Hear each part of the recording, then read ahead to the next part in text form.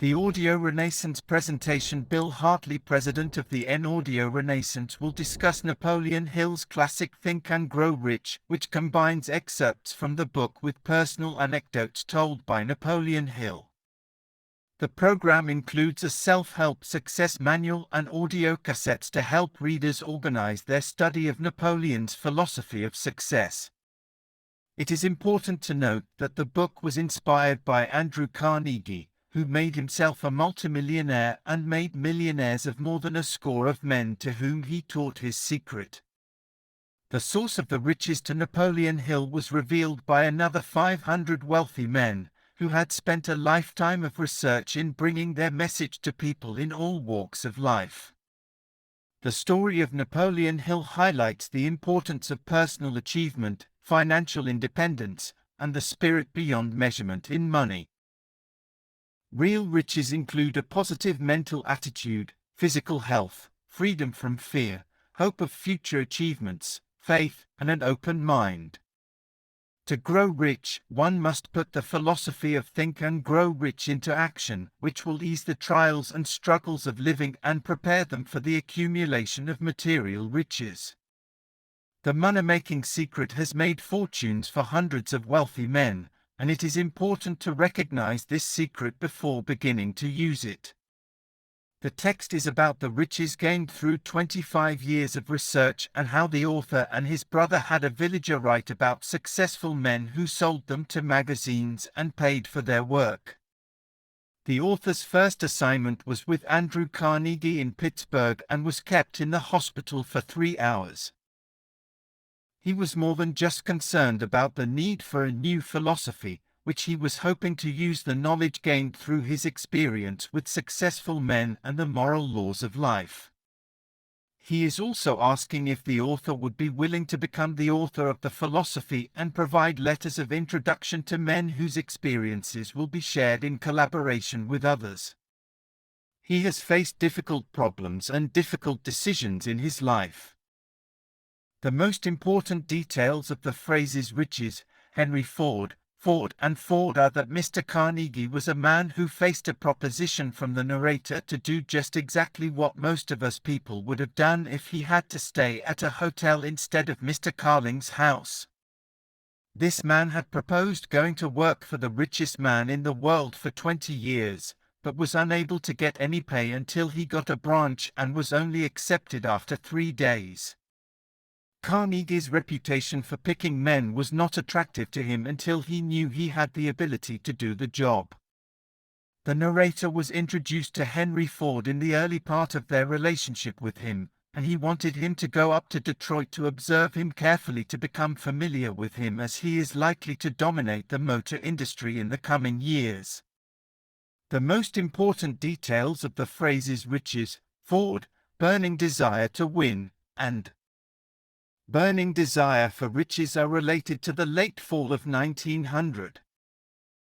A great warrior faced a situation in which he was about to send his armies against a powerful foe and loaded his soldiers into boats to destroy the enemy's forces.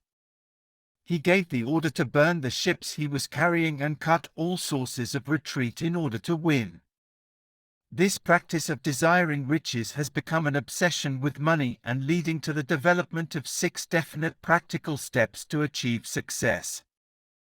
The 6 steps of the list of phrases, burning desire, are: first, establishing a definite date when one wishes to possess the money they desire; fourth, creating a definite plan for carrying out their desire; fifth, writing out a clear, concise statement of the amount of money one intends to acquire; sixth, reading the written statement aloud twice daily; seventh, suggesting that one should observe and follow the instructions in the 6th paragraph, as this is not likely to be effective for those who have not been schooled in the working principles of the human mind. These steps may be helpful to those who fail to recognize the sound of the 6 steps. The late Thomas Edison's 6 steps were carefully scrutinized by Andrew Carnegie, who received a letter from his laborer in the steel mills that resulted in a fortune of over $100 million. The 6 steps are essential for the accumulation of money and the attainment of any goal, all of which require no hard labor or sacrifice. The successful application of these 6 steps requires sufficient imagination to make it a reality. Edison dreamed of a lamp that could be operated by electricity and made it a physical reality. He was so passionate about his dream that he almost ran out of things that wouldn't work, but was able to overcome this and put his dream across. People don't keep on keeping on until they run out of things that won't work for them, and there is a difference between wishing for a thing and being ready to receive it. The power of desire is backed by faith and can lift men from lowly beginnings to places of power and wealth. This power can also rob the grave of its victims and provide a normal, happy life despite nature's sending him into the world without hearing. A second son, Blair, was born without ears, and one of the doctors told him he would be deaf-mute all of his life. The doctor worked on him continuously, almost 4 hours a day for the first 4 years, and by the time he had reached 4th year he had developed 65% of his normal hearing. The most important idea is that family faith is a state of mind created by affirmation or repeated instructions to the subconscious mind, and is the only known method of voluntary development of the emotion of faith. The most important idea is that faith is the eternal elixir which gives life, power, and action to the impulse of thought, and is the basis of all miracles and all mysteries. The subconscious mind is an important part of life, and through the principle of autosuggestion, one can strive for self-confidence and self-resilience. This will help them to recognize their own thoughts and actions, and to develop love for others.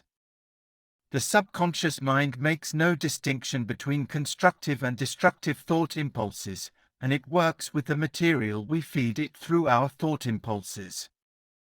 Autosuggestion is a medium for influencing the subconscious mind and leading to riches. Autosuggestion is the agency of communication between the subconscious mind and the conscious mind, where conscious thought takes place and serves as the seat of action. It is important to communicate the object of one's desire directly to their subconscious mind in a spirit of absolute faith, and to create habits that are favorable to efforts to transmute desire into its monetary equivalent. When reading aloud, the statement of desires through which one is striving to develop a money consciousness is of no consequence unless they mix emotion or feeling with their words. The price of ability to influence one's subconscious mind is everlasting persistence, and applying the principles described in the text will depend on their capacity to concentrate on a given desire until it becomes a burning obsession. The phrase, conscious mind, is used to refer to the unconscious mind, which is responsible for transmitting instructions and performing tasks. In this chapter, the 6 steps from the 2nd chapter are summarized and blended with the principles of the 3rd chapter. The text describes the amount of money intended to be accumulated, the service or merchandise to be given in return, and the plan for delivering it. It is implied that the customer will accumulate $50,000 in exchange for personal services and use the principle of autosuggestion.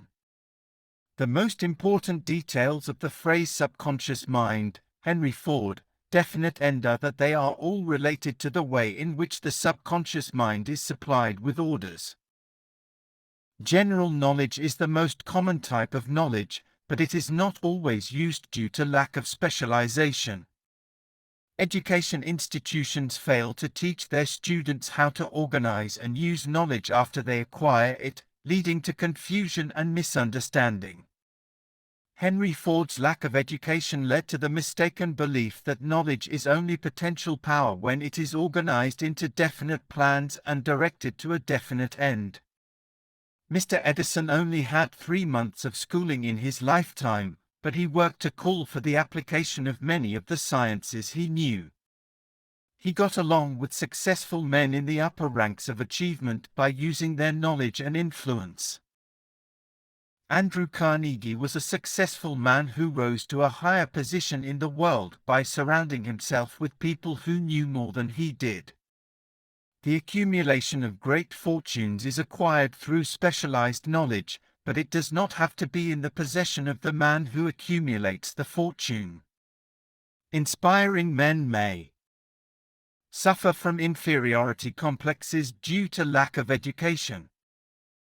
The most important details of the phrases synthetic imagination, plans, and imagination are that the man who can organize and direct a mastermind group of men who possess knowledge useful in the accumulation of money is just as much a man of education as any other man in the group.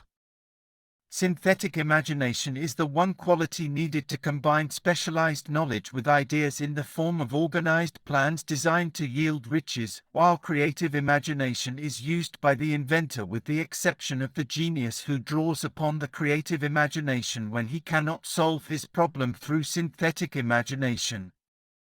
Both forms of imagination are used to convert desire into money by transforming the intangible impulse of desire into the tangible reality of money.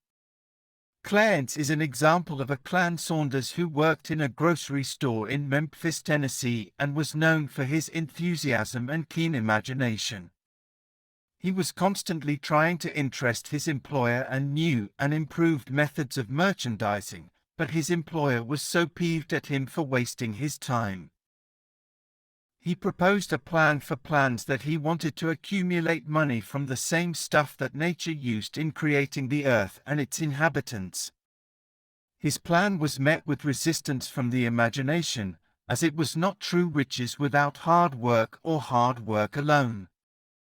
However, the laws that lead to fortune were the result of evolutionary change, and every material form of matter was organized and arranged in an orderly fashion. Clifford, a father man, had a multi-million-dollar idea to start a self-help grocery store in his grocery business. He took it from the store to a firm funded by Piggly Wiggly stores and made $4 million in the first 4 years. This story illustrates the importance of planning ahead and using the mastermind principle to achieve success. The most important details of the phrases plans, adversity, and Blair are that without compensation, no one will work indefinitely and no intelligent person will either request or expect another to work without adequate compensation. To maintain perfect harmony between oneself and the mastermind group, one must have plans that are faultless and have the advantage of the experience of other minds. It is important to remember that when plans fail, it may only mean that the plans have not been sound and that the most intelligent man living cannot succeed in accumulating money or any other undertaking. This is because it is not a quitter who never wins and a winner never quits. An example of this is the son Blair, who was trained to believe that it was not an adversity that was beneficial because it would cause people to recognize his condition and be kind to him. Opportunity is an important part of life and can be used to learn a lot from. Andrew Carnegie's work with Andrew Carnegie was an example of how to overcome adversity and achieve personal achievement. The author learned to transmute failure into something constructive and to come up with something that would take the place of an adversity when it was failed. He also learned to teach people to prioritize failure and to select members for a mastermind group to select those who do not take defeat seriously. Leadership is essential for success in any undertaking and to accumulate riches. The major attributes of leadership are unwavering courage based on knowledge and occupation, and no follower wishes to be dominated by a leader who lacks self-confidence and courage. Leaders who cannot control others can never control themselves. A successful leader must plan their work and work according to the rules of the nation, but must be willing to do more than is necessary for them to lead others successfully. They must also have a pleasing personality, be in sympathy with their followers, understand their problems, possess detailed success, accept responsibility for their mistakes, and understand and apply the principles of cooperative effort. To be successful, they must also be able to induce their followers to do the same. Leadership calls for cooperation and understand the different styles of work. The professions have the choice to create a job, choose a company or individual, study prospective employer policies, and analyze oneself and their talents and capabilities to make a decision. To do this, one must focus on what they can do and arrange with an experienced writer to put it on paper in detail. Companies look for men who can provide something of value, such as ideas, services, and connections. This process may take a few days or weeks of extra time, but it saves years of hard work and is often saved from 1 to 5 years of time. For example, when one was going to high school, they wrote an application for a job from a firm and received a special delivery letter every day for 2 days. The company telegraphed them to come and go to work. Every person must be their own salesman of personal services, with the quality and quantity of service rendered determined by the cost and duration of employment. The most important details of the phrases means, service, White House are that the QQS formula means that quality plus quantity plus the proper spirit of cooperation equals perfect salesmanship of service. This means that the practice of rendering all the service rendered is necessary to increase the amount of service rendered. The three spirit of service is also mentioned, meaning the habit of agreeable harmonious conduct which will induce cooperation from associates and fellow employees. Franklin D. Roosevelt's experience with the White House in 1933 shows how the students of this philosophy made a profit by this important principle. The most important idea is that the author took their typewriter to the White House and wrote 6 books that first year, Think and Grow Rich, which became a global success. The benefits of going the extra mile are that it places the law of increasing returns and allows one to become indispensable in many different relationships. It also protects one against the loss of employment and places one in a position to choose their own job and working conditions. Additionally, it leads to the development of a positive personal attitude and helps to build the confidence of others in one's integrity. Finally, it is important to know one's strengths and weaknesses in order to either bridge them or eliminate them entirely. The most important details of the phrases American decisions, Philadelphia are that failure to make decisions quickly and easily is a common enemy, and that opinions are the cheapest commodities on earth. The practice of failing to accumulate money can lead to inferiority complexes, and the greatest decision of all time as far as any American citizen is concerned was reached in Philadelphia July 4, 1776, when 56 men signed their names to a document which they knew would bring freedom to all Americans. The most important details of the phrases Valley Forge and Yorktown are that we remember the date of the decisive decision that gave rise to the nation destined to set up new standards of independence for all the peoples of the earth. This decision was created by a mastermind consisting of 56 men, and it ensured the success of Washington's armies. The power which gives this freedom is the self-same power which must be used by every individual who becomes self-sufficient. The Declaration of Independence is made up of 6 principles which desire decision-making, faith, persistence, and planning. The Declaration of Independence was a document signed by the author which set their lives on the decision of what to do to bring freedom to a nation or accumulate riches. The author argued that a decision requires courage, and that those who pursue a particular goal without spending money will not be able to do so. The emphasis of persistence is on the power of willpower and desire, and if they are weak, it can be remedied by building a stronger fire beneath their desires. The knowledge that every failure brings with it the seed of goodness, and it is important to train oneself to be persistent in order to cultivate this state of mind.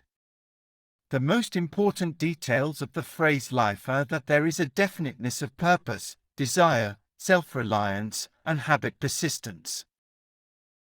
Reasoning is the first and most important step towards the development of persistence, which encourages one to surmount many difficulties and build plans that are sound based on experience or observation.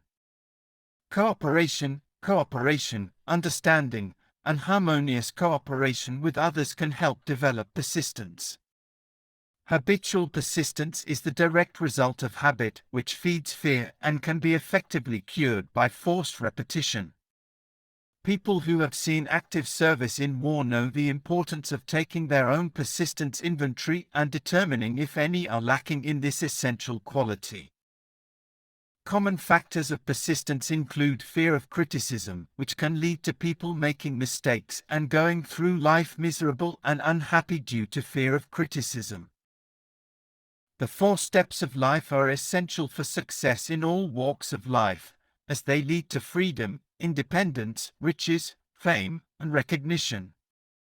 They also guarantee favorable breaks, convert dreams into physical realities, and master fear and indifference. Those who learn to take these steps are rewarded with a patriarchy and the ability to make life yield whatever price is asked. W. Clement Stone, president of the Combined Insurance Company of America, was known for his success by applying definiteness of purpose, and his personal fortune was over $35 million. He attributed his success to the application of the Andrew Carnegie philosophy, and his 2,000 salesmen were known to be the most successful men in the insurance industry. This chapter describes the method by which an individual may attain and apply power, which is defined as organized and intelligently directed knowledge. The mastermind group is a concept that refers to the coordination of knowledge and effort between 2 or more people to achieve a desired goal. It is important to be aware of the sources of knowledge that may be available through organized knowledge, as well as the accumulated experience that has been found in public schools and colleges.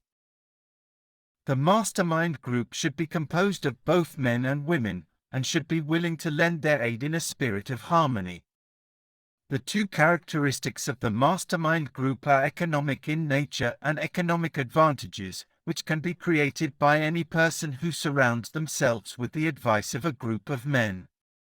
The mastermind principle holds the secret of the power wielded by people who surround themselves with other men of brains. This concept suggests that no 2 minds have ever come together without creating a third invisible intangible force, and that a group of brains coordinated or connected in a spirit of harmony will provide more thought energy than a single brain. Henry Ford, who began his business career under poverty, illiteracy, and ignorance, was able to master 3 handicaps in 10 years and become one of the richest people in America connected with this knowledge.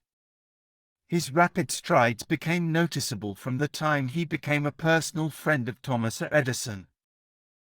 The most important details of the phrases America, United States, White House are that Franklin D. Roosevelt formed the acquaintance of Harvey and John Burroughs and Luther Burbank, and that the majority of the newspaper publishers of America, regardless of their political leanings, set up a mastermind operation against the president at the White House. This was a great job, as the priest and clergymen of all denominations went into the pulpits and helped to sell the United States of America to the people. The leaders of both major political parties were able to cross party lines and get behind the president in the times of need. This example shows how the influence of one mind can be used to achieve a great goal. The most important idea is that the human mind responds to each of the 10 stimuli of the mind: affluence, passion, love, fame, money, and friendship, with the help of a mastermind alliance, which can permanently serve as the President of the United States. The most important idea is that the emotion of love and sex is an irresistible force that can only be resisted by a certain person, and that when mixed with the emotions of romance and sex, it can lead to a powerful and satisfying desire for sexual expression. The most important details of the phrases emotion, positive emotions, And negative emotions are that the subconscious mind may voluntarily plant any plan or purpose which is desired to translate desires into physical or monetary equivalent. And that the 13 principles of persistence in carrying out instructions are the means by which one can reach and influence their subconscious mind. The 7 major positive emotions are faith, patience, and persistence. It is essential to understand the method of approach to this inner audience in order to hand over the desire for money to be transmuted into the monetary equivalent. The most important details of the phrases emotion, positive emotions, negative emotions, and positive emotions are the 7 major positive emotions, e.g. desire, faith, love, sex, enthusiasm, romance, hope, and hope. It is important to remember that these 7 emotions can only be mastered by use and by using them to create a money consciousness. The 7 major negative emotions to be avoided are fear, jealousy, hatred, revenge, greed, and anger. It is the responsibility of the subconscious mind to make sure that positive emotions dominate the dominating influence of the mind. The law of habit is used to help form the habit of applying and using these emotions, so that the negatives cannot enter the mind only by following instructions. The subconscious mind is the sending and receiving station for the vibration of thought, and the creative imagination is the receiving set through which the energies of thought are picked up along with the important factors of the mental mind and the faculty of the creative imagination. The auto-suggestion is the medium by which one can put into operation the broadcasting station. The most important details of a mental broadcasting station are the 3 principles to bear in mind when using the broadcasting station: subconscious mind, creative imagination, and auto-suggestion. These principles are outlined in 3 principles: desire, understanding intangible forces, and power of thought.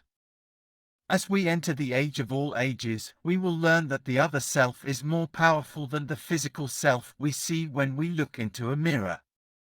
We should also remember that all of us are controlled by forces which are unseen and intangible, and that the whole of has not the power to cope with or control the intangible force that keeps the earth suspended in space and keeps man from falling from it.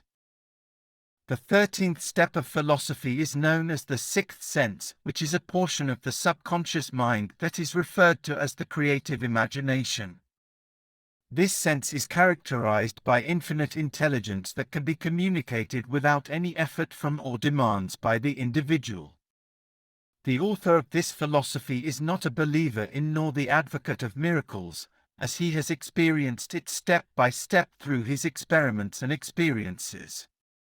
The 6th sense is so close to being a miracle as it is enough knowledge of nature to understand that nature never deviates from her established laws.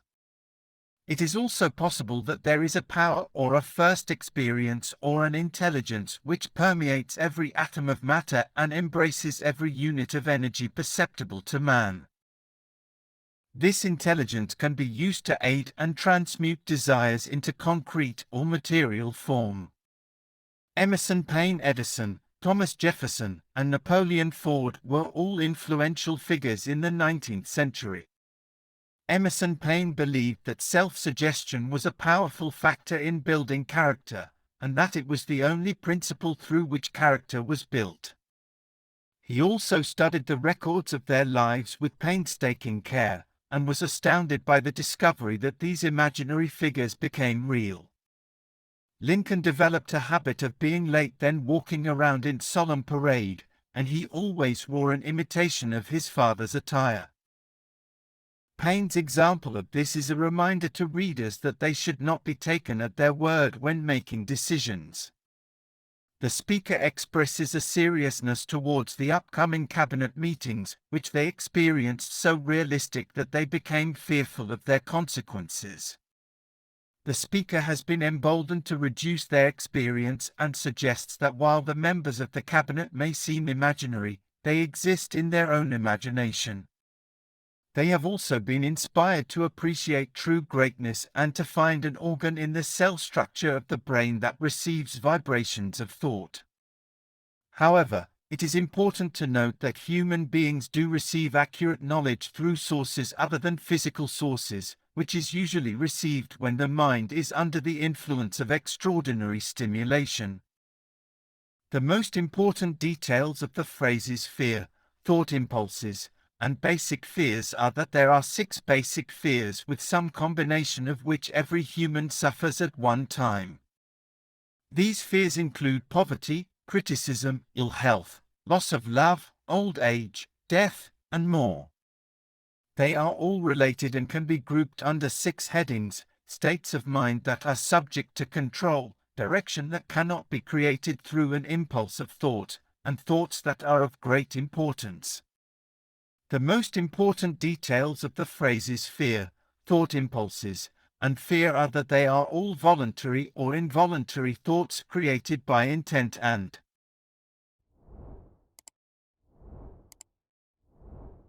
design. Every human being has the ability to control their own mind, and with this control, every person can open their mind to the thought impulses released by other brains. Nature has endowed man with absolute control over only one thing, which leads to the idea that fear may be mastered if it is true that all thought has a tendency to close itself in its equivalent. This is true beyond any reasonable room for doubt, and thought impulses of fear and poverty cannot be translated into terms of courage and financial gain. To relieve fear of death, one must reach a decision to accept life as an inescapable event with the fear of poverty, or to avoid fear of old age by accepting it not as a handicap but as a great blessing. Wisdom, self-control, and understanding not known to us can also help us acquit ourselves of our fear of ill health by avoiding symptoms such as fear of loss of love and getting along with love. Fear is a common fear and can be divided into 6 basic fears: fear, basic fears, and evil. Fear is a feeling of fear that is filled with destructive vibrations and can lead to a loss of hope and the devil's workshop. Basic fears are more deeply rooted and often fatal than all of the 6 fears, for want of a better name. People who accumulate great riches must protect themselves against negative influences and should examine themselves carefully to determine if they are susceptible to them. Negative influences can also work on the mind through negative influences, making it difficult to detect. Therefore, it is important to be aware of our weaknesses and take steps to protect ourselves from them. The most important details of the phrases Carnegie, time, successful men, and daily habits are that the common weakness of all human beings is the habit of leaving their minds open to the negative influence of others, which can be damaging to those who do not recognize that they are cursed by it. The master key is an intangible but powerful tool that unlocks the door to life's bountiful riches, and it is the privilege of creating a philosophy through the good work of Mr. Carnegie that has been a benefactor to the world. It is important to remember that life is a checkerboard and that those who hesitate or neglect to move quickly will be wiped off the board by time they are playing against a partner who will not tolerate indecision. The key is the reward of stupendous proportions and is the satisfaction that comes to all who conquer self and force life to pay whatever is asked if they have made more successful men than any other person living today. Mr. Carnegie was a successful man who gave away his money to libraries for various purposes.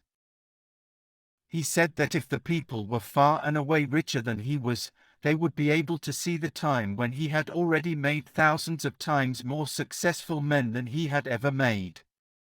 He also acknowledged that he had never said anything that didn't turn out to be right, but this is just one of those things that never could happen.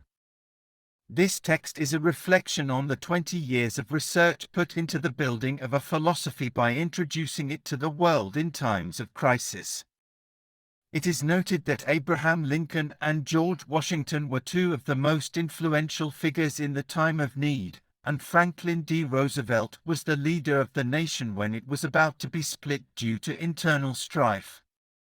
The text encourages the reader to recognize God's power of thought and use it to show what can be done when one recognizes and puts it through proper use. It also encourages the speaker to find a way to open the night and thank those who are in need.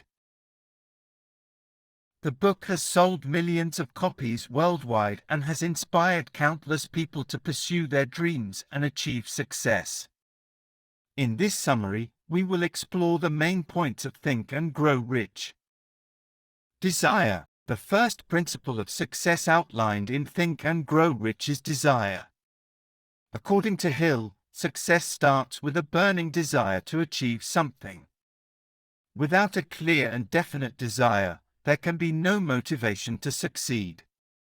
Hill emphasizes the importance of having a definite purpose and developing a strong desire for that purpose.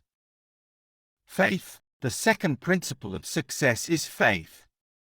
Hill defines faith as the visualization of and belief in the attainment of desire. In other words, you must have faith that you can achieve your desire, even if you cannot see the path to success clearly. Hill believes that faith is essential to achieving success and encourages readers to develop a strong faith in themselves and their abilities. Autosuggestion. The third principle of success is autosuggestion. Hill defines autosuggestion as the process of influencing the subconscious mind through positive affirmations and visualization. In order to achieve success, you must believe in yourself and your abilities. Autosuggestion is a powerful tool that can help you develop a positive mindset and overcome limiting beliefs. Specialized knowledge. The fourth principle of success is specialized knowledge. Hill emphasizes the importance of acquiring specialized knowledge in order to succeed. He believes that knowledge is power and encourages readers to develop a specialized skill set in their chosen field. Imagination. The fifth principle of success is imagination. Hill believes that imagination is the starting point of all great achievements. Imagination allows us to visualize what we want to achieve and creates a mental blueprint for success. By using our imagination, we can tap into our subconscious mind and unlock our creative potential. Organized planning. The sixth principle of success is organized planning. Hill believes that success requires a well-organized plan of action. He encourages readers to develop a clear and detailed plan for achieving their goals, including timelines and action steps. Decision-making. The seventh principle of success is decision-making. Hill believes that successful people are decisive and act quickly on their decisions. He encourages readers to develop a habit of making quick and decisive decisions in order to achieve success.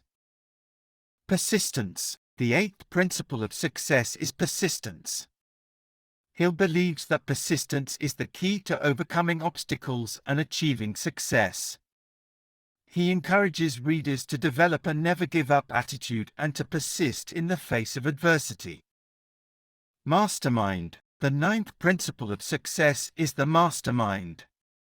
Hill defines the mastermind as a group of like-minded individuals who come together to achieve a common goal. He believes that the power of the mastermind can help individuals achieve success beyond their wildest dreams. The subconscious mind. The 10th principle of success is the subconscious mind. Hill believes that the subconscious mind is the most powerful force in the universe and that by tapping into it, we can achieve anything we desire. He encourages readers to develop a positive mental attitude and to use affirmations and visualization to program their subconscious mind for success. In conclusion, Think and Grow Rich is a timeless classic that offers practical advice for achieving success in all areas of life. Hill's principles of success are based on his interviews with successful people and his extensive research into their success stories. The book emphasizes the importance of developing a burning desire, having faith in yourself, acquiring specialized knowledge, using imagination, and persisting in the face of adversity. By applying these principles to your life, you can achieve your goals and live the life of your dreams. Hill's teachings are relevant today as they were when he first published Think and Grow Rich, and the book continues to inspire and motivate people to pursue their dreams and achieve success. Throughout the book, Hill uses anecdotes and stories to illustrate his principles, making the book both engaging and easy to understand. He also includes practical exercises and action steps to help readers apply the principles to their own lives. One of the most powerful aspects of Think and Grow Rich is its emphasis on the power of the mind. Hill believes that our thoughts and beliefs shape our reality, and that by changing our thoughts, we can change our lives. He encourages readers to develop a positive mental attitude and to use affirmations and visualization to program their subconscious mind for success. Another key theme in the book is the importance of taking action. Hill emphasizes that success requires more than just positive thinking, it requires action. He encourages readers to develop a clear and detailed plan for achieving their goals and to take consistent action towards those goals.